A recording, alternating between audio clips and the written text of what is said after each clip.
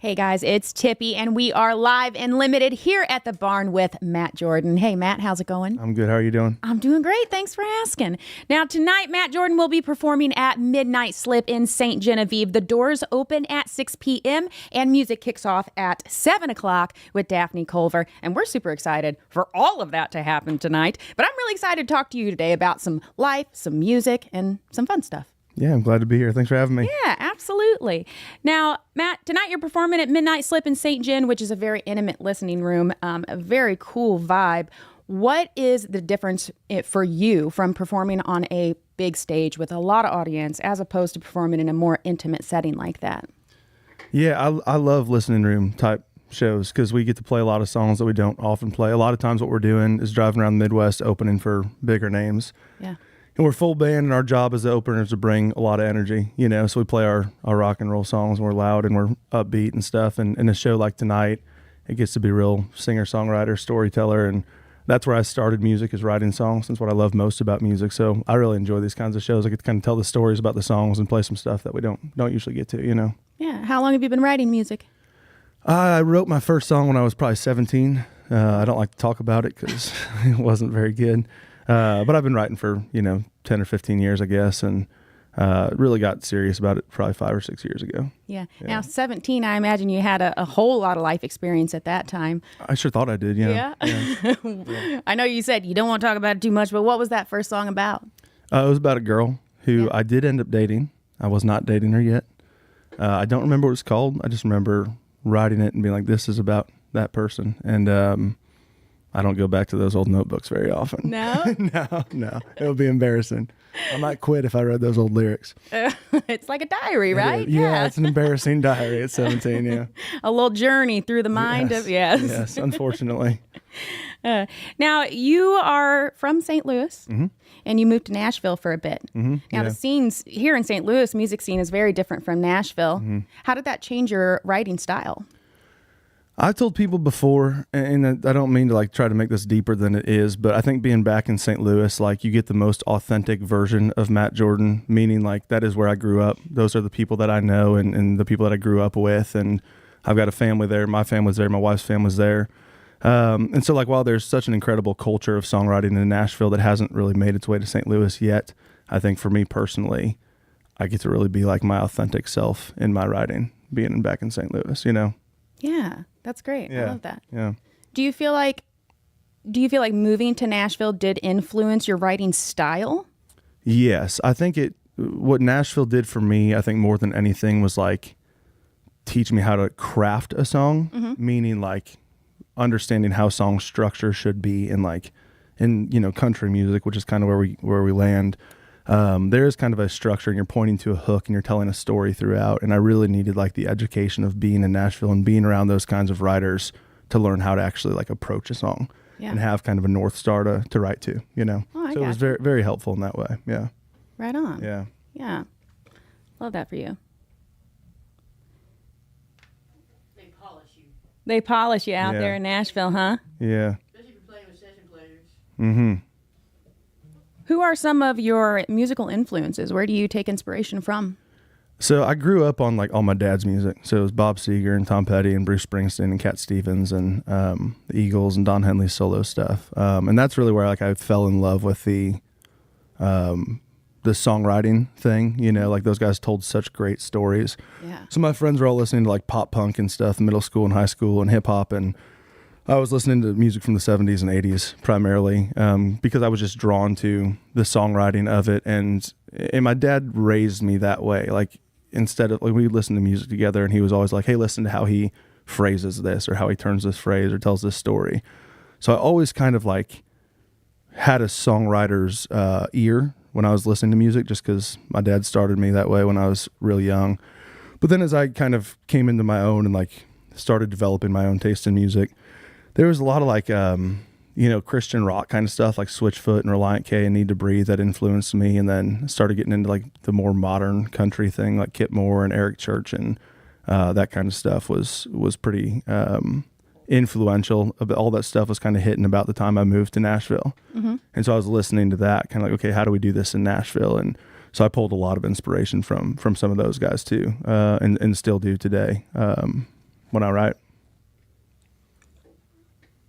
Now, you have a single Wrangler, which took off after it was featured in Jeep's official social media. Yeah. Let's talk a little bit about that. How did that even come about? Yeah, so my first car was a 2007 Jeep Wrangler, and I love that car. It's like the best and worst car to have when you're 16. I was like one of the older kids in my class, so I was the guy that like had the Jeep and the license, and I drove everybody everywhere. But we take the doors off and the top down and the windows out all year long.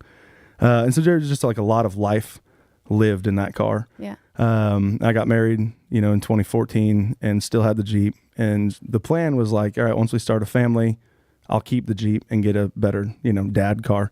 That was like the whole goal was to keep the Jeep as kind of a third car to just always have. And I was never going to get rid of it. And like 2 months before my daughter was born, I got hit by a semi in the Jeep, and the Jeep was totaled. And so I had to get rid of it.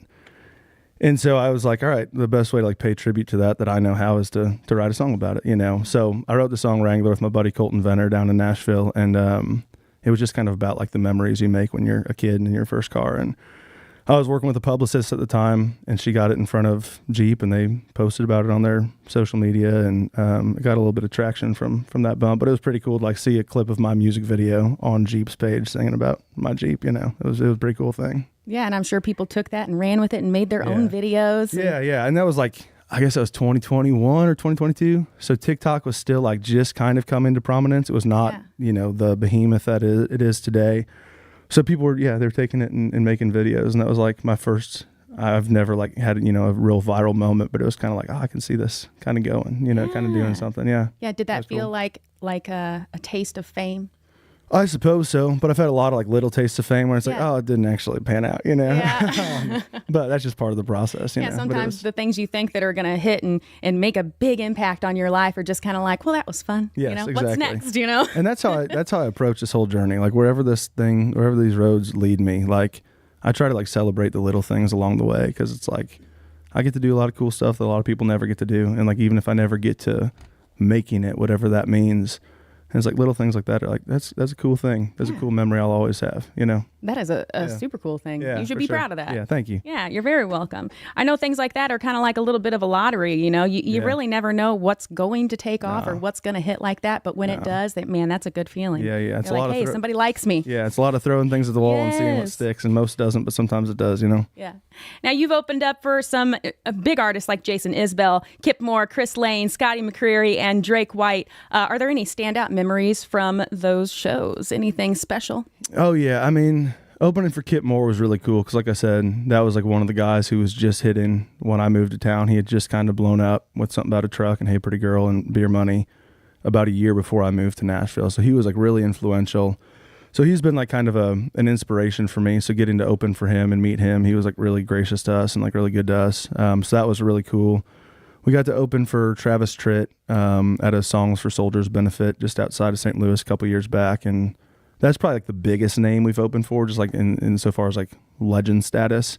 And we didn't get to meet Travis, but it was really cool to like be on the stage before him and like get to sit in the front row and watch his show and stuff. Vibes, yeah, right? it was just the vibes. Yeah, and again, it's like one of those things where it's like that stuff doesn't make a career. It doesn't put you over the edge, but like it's all stuff that whenever this thing ends, hopefully it's not anytime soon, but whenever it does end, I'll be able to look back and be like, we got to do that, and you can't take that away from us. It was really cool. Yeah, absolutely. Yeah. And of course, stepping stones. I mean, yes. those little small moments, they're stepping stones to something greater, something better, something bigger. Yeah, absolutely. So it's important on your journey. Don't ever minimize it. Don't ever let anybody else minimize it. It's all a part of the process. Absolutely. It's all steps along the way. That's very true. Yeah. Now, in meeting some of these bigger names and being able to open and share stage with these people, has that influenced your writing process? I would say yes. I released a record, my first full-length record in 2022, and at that time, we really hadn't played any like big shows yet. We'd done like some small club shows in St. Louis and surrounding areas and stuff, but it was like bar gig stuff, And so from like a writing standpoint, I was just at that time just kind of writing what I wanted to write, and then getting to be on stage before and with some of these bigger names that we have in the last few years. I've been able to like kind of watch like, oh, that song was really meant for a live setting. Mm-hmm. And so it has like really kind of informed my writing. I'm a lot more intentional now than I was even just 3 years ago about writing for the live show, because it's a different thing when you're just sitting there on your own in your basement or whatever, writing a song that's one thing. It's very different to think about, okay, how is this going to translate as a full band song in front of 2,000 people? You know, there's got to be some energy and some moments to really impact the crowd. And especially being an opener, most of the time people don't know us. So like we've got 30 or 45 minutes and we got to get them in 30 or 45 minutes. And so the songs have to be something that will serve that goal, you know? Something that'll hit. Yeah, for sure. Yeah, something that resonates, for sure. Absolutely. Your music's been featured on Spotify, editorial playlists like Country Rocks and New Music Friday Country, which can be extremely helpful in reaching a new audience. How do you feel like that visibility has helped you grow? It certainly has helped me grow. And it's one of those things, I think those like editorial spots are like very coveted, especially for independent artists, because it's just one of those things where it's like you put your music out there and you have no idea if they're going to put it on a playlist. Right. It's completely out of your control. And so I'm very grateful and honored to have been selected for some of those playlists over the years. And, you know, every other song we release probably gets on some playlist or maybe 2 playlists or whatever. So it's been like really cool to like be a part of those and get on those and get the visibility. What I will say though, is it's like anything, it's like that alone is not going to be the thing that puts you over the edge. You know, I think a lot of people have that misconception that like, if I could just get on one big playlist, and it's like, I've been on them. It's helpful. It doesn't last. Yeah. You know, the song comes off the playlist and some of those people that found you there will stick around and a lot won't, you know? So again, it's just another piece of the puzzle. It's just another avenue you got to be pursuing and stuff like that. So it's been really cool. And I don't take that for granted, those placements, but, there's a lot more to it than just that, you know, that's not just the whole thing, you know? Yeah. Now you've kind of got your own style in your sound. Do you feel like when they put you on a playlist, do you feel like you pair well with the others, or do you feel like you're kind of in your own little genre there? That's a good question. I've never been asked that one before. It kind of makes me feel old sometimes because I'm not really like, evolving with the new country music sound. You know, I think right now there's like there's the Morgan Wallen thing, there's a Zach Bryan thing, there's a Zach Top thing. Those are kind of the 3 in my mind that like everyone seems to be shooting for, and I don't feel like I fit under any of those 3 buckets. And I think if you listen, you're going to hear a lot more of Eric Church and Kip Moore and Brothers Osborne and Dierks Bentley influence than Morgan Wallen influence or Zach Bryan. So sometimes I like listen to those playlists that I land on and I'm like, I don't belong here sonically. But I think that's the cool thing about like what's happening in country right now is there's a lot of diversity of sound, you know. The fact that Zach Bryan and Morgan Wallen are the 2 biggest names, like those guys couldn't sound more different. Yeah. And you know, there's a lot of arguments about this is country or this isn't or whatever. And to me, it's like,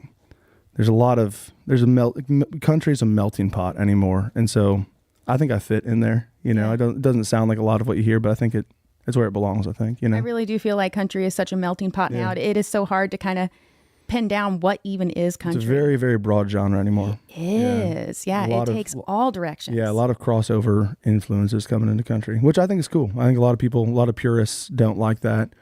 But a lot of purists also didn't like Waylon Jennings.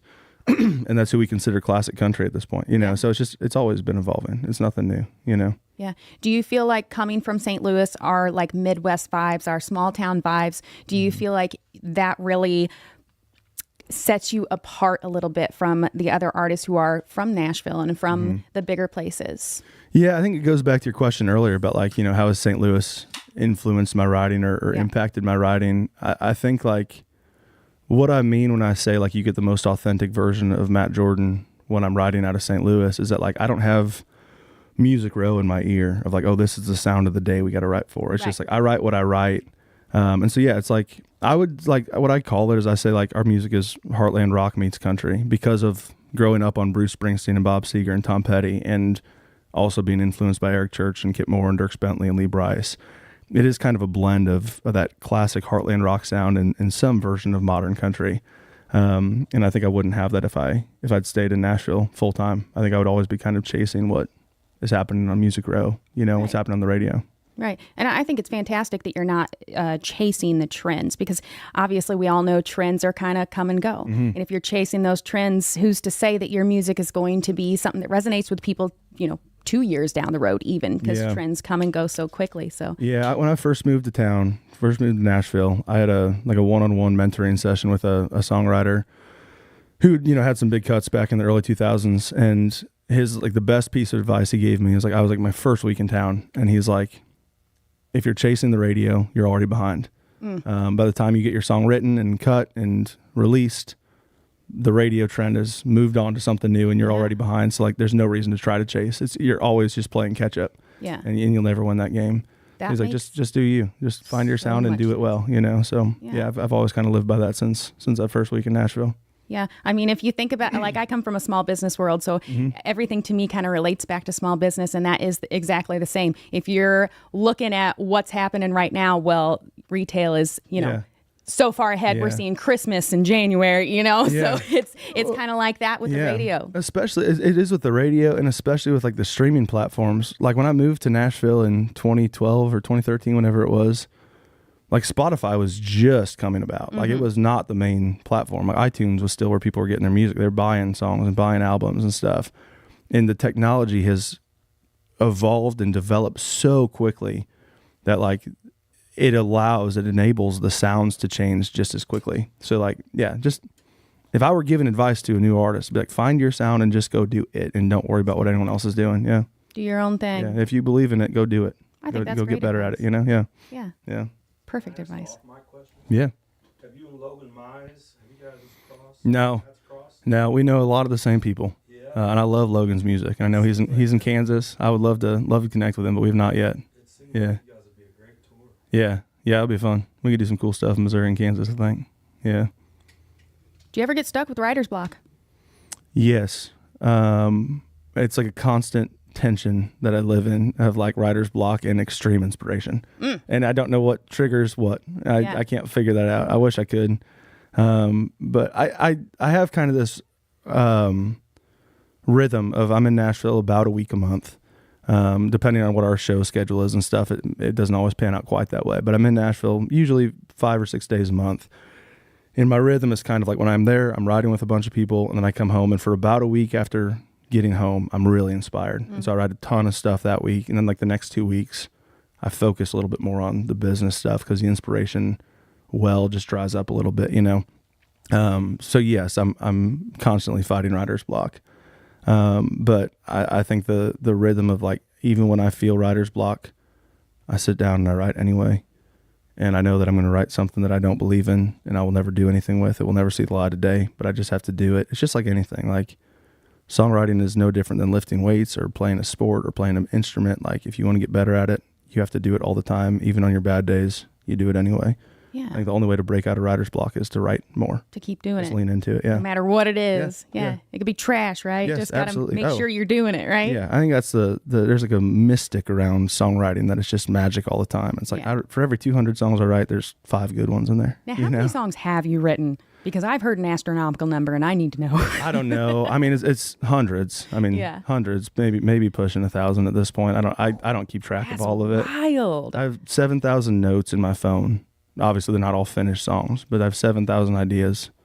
Like legit most of though? which Like, will- is that an exaggeration, or you're like, I think it's 7,600 ideas right now. oh my Yeah. gosh. But like most of them I'll never touch them. It's just an idea I had once, and I'll come back to it and be like, I don't know what that was, and I'll never go back to it again. Or sometimes that's how my best songs come about. I'll be scrolling through my phone at night, and I'll be like, I wrote that down 10 years ago. That's cool. And I'll go write that, and it turns into one of my favorite songs. So I like, feel like for me, right before I fall asleep is when I have my best ideas. Yeah. So it's great you put it in your notes app because it's so handy. I have to do that because I'm the same way. I go get ready for bed. Yeah. My wife and my kids are asleep, and I'll be in the shower. I'll be laying in bed, and like my best idea will come to me. I'll like get out of bed and go like track a little voice memo in my kitchen and write down the note. And Come back to it later. And Yes. then later on, you're like, there's no context because Yes. you're not in that full thought process Yes. anymore. And you're like, what in the world was I Absolutely. thinking? Oh, happens all the time. Yeah. Happens more often than not, unfortunately. But Now, when you are stuck in that writer's block and you know what, you're like, I'm just going to do it anyway. Have you created a song that came out of that writer's block that you felt like did hit, that was like, damn, I didn't even realize that was in me? I imagine so. I can't think of one off the top of my head, but I imagine that's the case because it's just kind of an odds game, you know, like the more you write down, the better chance you have at finding something, just finding a diamond in the rough, you know? So like, I'm sure I can't think of one, but the Wrangler idea, I sat on that idea for years. Yeah. And I took it to a couple different co-writers and no one seemed to grab it. And then for whatever reason, a couple years later, I took it to Colton and he jumped on it and we wrote it. So sometimes songs come together in 45 minutes, and sometimes you'll sit on them for literally years before they ever see the light of day, you know? I feel that. Yeah, it's just leaning into it. That's all. Just do it all the time, you know? Before we go, is there one last piece of advice that you might give an up-and-coming artist? I mean, I would say, like, I don't think you have to be in Nashville. I think a lot of people would fight me on that. I don't think you have to be in Nashville. I think more important than moving to Nashville and trying to figure it out is like getting good at your craft wherever you are. And if it makes sense to move to Nashville someday, go do it. But like, first, like, get good at writing songs and go play as many shows as you possibly can find. How do you feel about playing free shows? There's a place and time for it. Don't make it a habit, I think. You are running a business. Yeah. I think when you're just getting started, just to get your chops and get in front of people and be heard, it makes sense to go play free shows just to open doors and meet people and get better at your craft. I think you can get stuck in that or stuck in really low paying shows where you're devaluing your craft. So don't let it be a habit. So know your worth. Yes, absolutely know your worth. Love Yeah. it. Yeah. Well, I'm very excited to hear some music from you today. Thank You're you. going to be playing a little for us here live and limited at the barn. And What are we going to hear? We're going to play Runaway Heart for you, Chad. And then I think we might play a brand new unreleased song ooh, that no one's ever heard before, if you don't mind. special edition here. You're going to hear it here first at the Yeah, barn. that's I'm right. excited That's for right. that. Yeah. Now, tonight, Matt Jordan will be at Midnight Slip in St. Jen. The doors open at 6. Music kicks off at 7 p.m. with Daphne Culver. So be sure to get out there. Tickets may be sold out, though. So you might actually not be able to get out there if you didn't get a ticket. So what you better do is go ahead and follow both Matt Jordan and Daphne Culver so that you know next time they're out, you can snag a ticket to wherever they're going to be. That's right. Right on. Well, thanks so much for sitting down with us today. It's been fantastic. And yeah, I'm excited to hear some music. Thanks for having me. Yeah.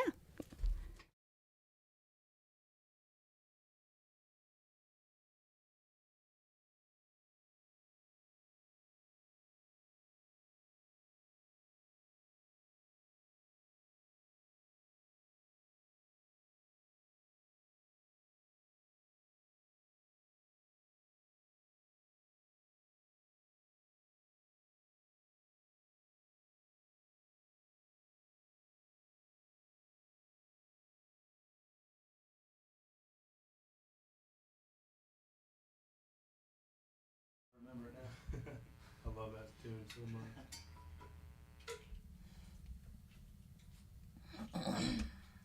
So I'm kind of gonna angle these down just a little bit.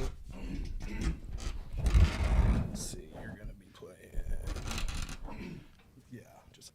Are they coming back here? Yep. Okay, let me get out. Where'd Daphne go? She disappeared. Do you do any vocals or is it just guitar? I can sing whatever. Okay, I sing cool. harmony.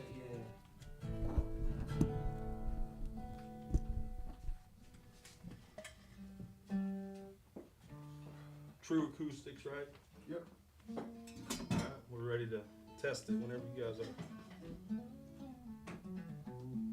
Daphne texted me, she said the incense was too strong. So yeah, sorry. You gonna start with quick again? Trying to set a vibe. I think it smells nice.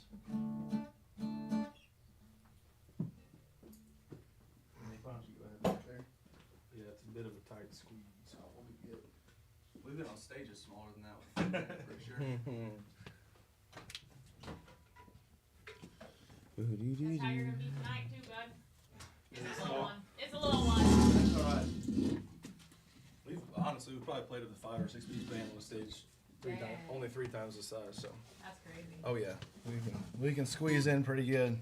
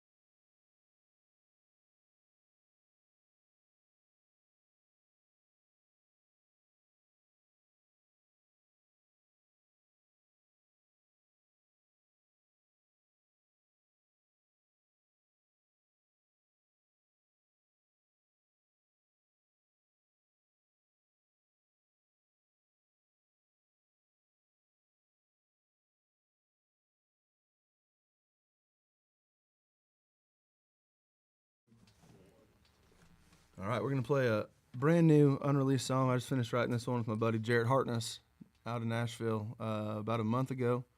And my buddy Nick Buffano and I are going to play it for y'all for the first time ever. It's called Quit Again. It goes like this. 1, 2, 3, 4.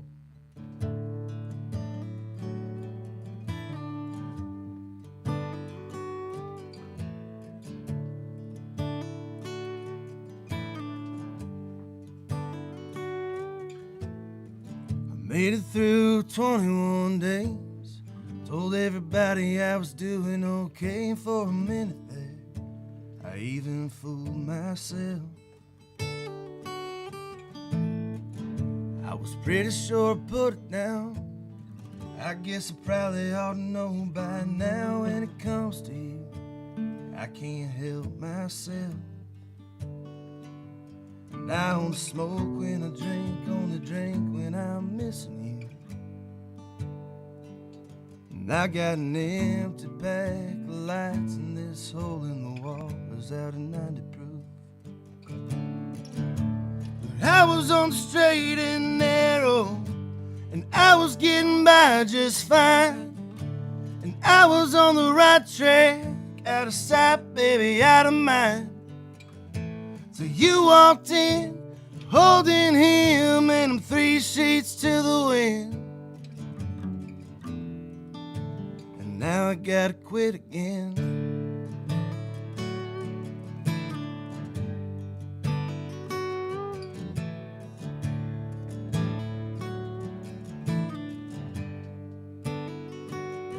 Anyway, what you even doing here? I really thought you made your leaving clear as your red tail lights crossing that county line. Ain't it crazy how a memory opens up the other side of me? I'd have sworn I left behind, sure as you said goodbye. 'Cause I was on the straight and narrow, and I was getting by just fine. And I was on the right track, out of sight, baby, out of mind. Till you walked in, holding him, and I'm 3 sheets to the wind. And now I gotta quit again.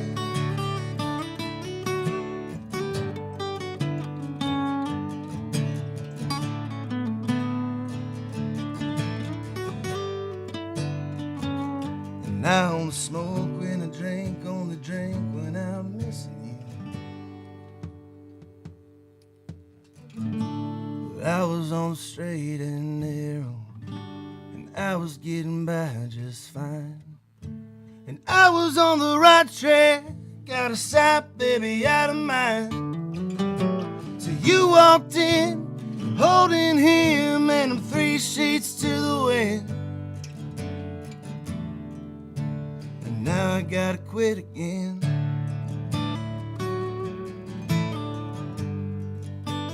Now I gotta quit again.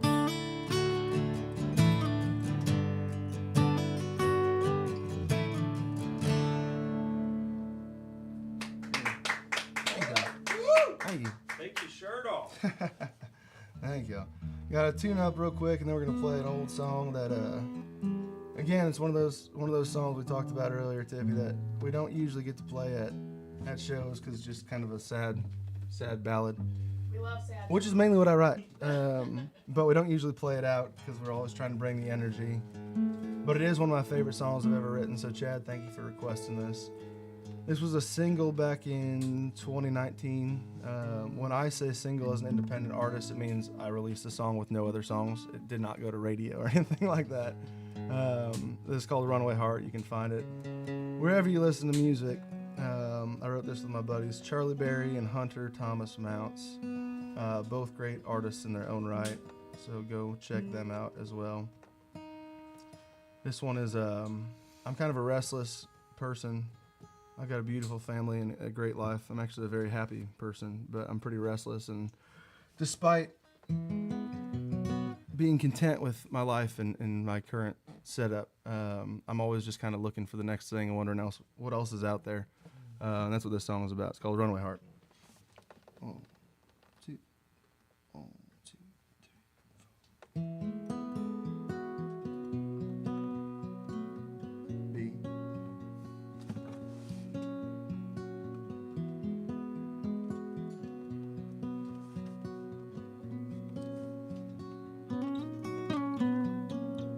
I'm tired of letting my fears get the best of my freedom. I'm tired of letting my nightmares get the best of my dreaming. I'm tired of wasting regret on how far I ain't come. I'm tired of wasting my breath on things I ain't done. Spent most of 25 years burning down bridges. I guess I had more to prove than I knew what to do with. 'Cause I was born in the fast lane, so I'm used to goodbye. And I've yet to find something that I can't leave behind. And I got this runaway heart that drags me around. Skipped every sidewalk crack of every unlucky town. And I'm trying to get my feet onto some solid ground. I'm trying to slow down. I'm trying to slow down.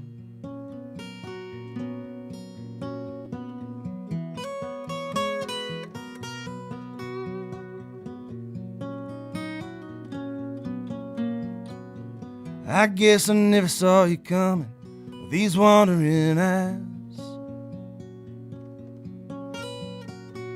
The world revolved around me, but I swore it'd be different this time. I thought I could keep a promise to a faithful heart like you.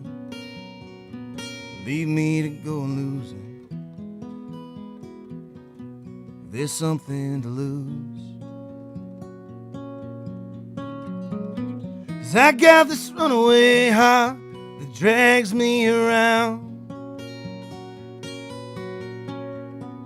Skipped every sidewalk crack of every unlucky town. I'm trying to get my feet onto some solid ground. I'm trying to slow down. I'm trying to slow down. And maybe it's out there, whatever I'm chasing. Maybe I'll find it someday. Or maybe I'll spend my whole life waiting for something I missed on the way. 'Cause I got this runaway heart that drags me around. Skipped every sidewalk crack of every unlucky town. I'm trying to get my feet onto some solid ground. I'm trying to slow down. I'm trying to slow down. I'm trying to slow down. I'm trying to slow down. Yeah. Thank you, man. Thank you. Thank you. Outro, catch you tonight in St. Jen, maybe? Yeah. Oh, you want me to say that? Yeah, all right. Come on out to St. Jen tonight if tickets are still available. If they're not, follow along on socials. Follow the barn on socials. We'll see you next time.